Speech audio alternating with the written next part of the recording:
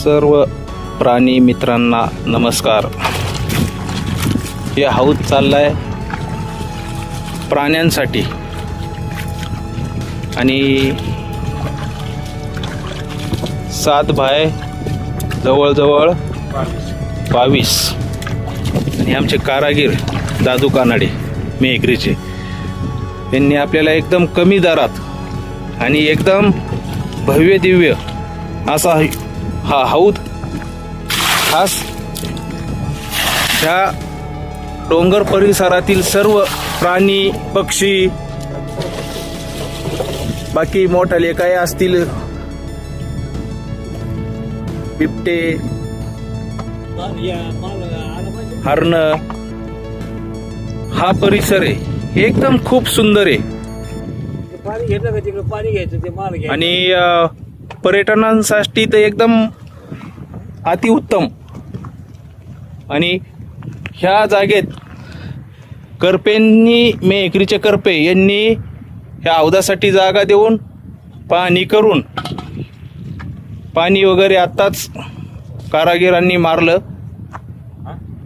आणि सर्वच सर्पमित्र असतील प्राणीमित्र असतील निसर्गमित्र असतील यांना एक सर्वांनीच एक विनंती आहे की प्रत्येकाच्या गावात परिसरात प्राण्यांसाठी पाणी उपलब्ध केलं पाहिजे। पशुपक्ष्यांना आता उन्हाळा आहे, पाणी खूप अडचण आहे पाण्याची। तर ह्या व्हिडिओच्या माध्यमातून कुठं मी जाहिरात करत नाही, जाहिरात करायची काही गरज नाही, पण एक सेवा म्हणून सगळ्यांना कळावं का हा निसर्ग आपला कोपला नाही पाहिजे। कारण हा निसर्ग असेल, प्राणी पक्षी असतील तर मानव धर्माला त्याचा फायदा भरपूर आहे। जेणेकरून निसर्गावर झाडी तोड असेल, जंगल तोड असेल ती त्वरित बंद केली पाहिजे ज्या त्या ठिकाणच्या गावच्या लोकांनी। कारण झाड पण इतकं महत्वाचं आहे। आता या साईडला आम्ही खड्डे घेतलेले आहेत, खास वडवृक्ष लावायचे त्या आम्हाला भरपूर अडथळे येत आहेत, पण ही जागा आपली स्वतःची असल्यामुळं हे जवळजवळ आम्ही 50 ते 100 खड्डे केलेले आहेत। ह्या खड्ड्यांनी वटवृक्ष लावायचेत आणि त्याला भरपूर लोक काही मदत करतात, पण मदत अशी करा का निसर्गाचा जपायचा असेल तर फक्त झाड तोडून नका देऊ। तोडायचं असेल तर ग्रामपंचायतची परवानगी घेतली पाहिजे, महानगरपालिकेची परवानगी घेतली पाहिजे। घेतली नसेल ज्या त्या गावात तर त्यांच्यावर रीतसर कारवाई करायची। हे आपण निसर्गप्रेमी जेवढे असतील,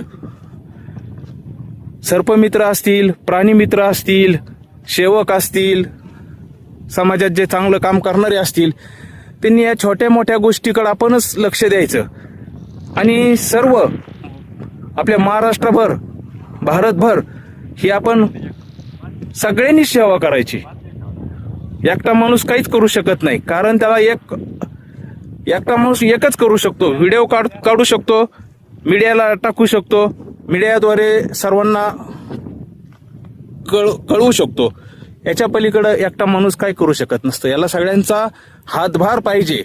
तसं ह्या आमचे एक मित्र आहेत दानी म्हणून, वायरलेस ऑफिसला आहेत, पण निसर्गाचं इतकं कधी जंगल पेटलं किंवा काही झालं तर ते धावून येतात म्हणजे त्यांचं मशीनच घेऊन येतात विझवण्यासाठी। ते पाहत नाहीत ही रात्र आहे का काय। निम्या रातची ह्या डोंगर परिसरात यायचं म्हटल्यावर बिबट्यांचं भीती असती, घोणस विषारी साप असतात, पण त्याचा विचार न करता ते आपलं संरक्षण मुख्य प्राण्यांचं, डोंगराला आग लागली तर कितीतरी प्राणी होरपळून मरतात, तर याच्यासाठी ते इतकं प्रयत्न करतात आणि प्रयत्नशील असतात। सगळ्यांना मित्र जे आहेत त्यांचे प्राणीमित्र सर्पमित्र यांना फोन करून ते विझवण्यासाठी इथं अहोरात्र येतात आणि लगेच तिथलं जे पेटलेलं असतं ते विझवतात. ह्या खालच्या साईडला पेटलेलं होतं, त्यांनी 1 ते 2च्या सुमारात रात्री हे सगळं विझवलेलं आहे. म्हणजे त्यांचं पण योगदान समाजासाठी आणि आपल्या परिसरासाठी भरपूर असतं.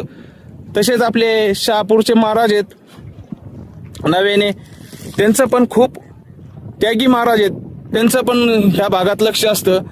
आपले बारदारीचे काही विद्यार्थी आहेत आणि तरुण मुलं आहेत, त्यांचं खूप काही लक्ष आहे आणि खूप काही ते देणगी पण देतात. आणि इतकं लक्ष देतात का ते आम्ही नसताना पण इथं येऊन त्यांनी सगळं पाहणी करून हे सगळं काम करून घेतलंय. मी त्यांचे बी मनापासून आभार मानतो. ज्यांनी या निसर्गप्रेमी निसर्गासाठी योगदान देतात, मी ते सर्वांचेच आभार मानतो. आणि जे मी आत्ता व्हिडिओ काढलाय, हा व्हिडिओ मी जाहिरातीसाठी काढला नाही का, जेणेकरून आपल्या सर्व निसर्गावर मात होऊ नये, निसर्ग जपायचा आहे आणि आपण पण त्याच्याबरोबर. इथं 1 नंबर ऑक्सिजन आहे, इथं जवळजवळ 3 नंबरचा ऑक्सिजन, म्हणजे आपल्या भारतात 3 नंबर ऑक्सिजनचं प्रमाण लागतं इथं. म्हणजे इतकं ऑक्सिजनचं प्रमाण आहे ह्या भागात, मी जे आता व्हिडिओ काढतोय या भागात. तर निसर्गासाठी हे अत्यावश्यक आहे. त्याच्यासाठी सर्वांनी इकडं आले आणि फिरायला जरी आले तरी तुम्हाला ऑक्सिजनची कमतरता पडणार नाही. तुम्हाला आजार असेल तर आजार सकट नीट होईल असा हा भाग आहे. चला आता मी पुढच्या व्हिडिओमध्ये तुम्हाला झाल्याच्या नंतर सगळंच दाखवणार आहे. मी संतोष भागचंद करपे, समाजसेवक उर्फ करपे तात्या. माझे भरपूर एक यूट्यूब चॅनल आहे, पै संतोष करपे गर्भगिरी परिसर, आणि हा त्याच्यावर मी टाकतोय. मला व्ह्यूज नाही पाहिजे, मला कुठं जाहिरात नाही पाहिजे, माझा कुठं व्हिडिओ पण तुम्ही सेंड करू नका किंवा टाकू नका. पण जिथपर्यंत कळन तिथपर्यंत आपल्या भागाचं तरी संरक्षण करण्यासाठी तरुणांनी पुढे यावे, ही कळकळीची विनंती. जय हिंद, जय महाराष्ट्र, जय भारत, वंदे मातरम.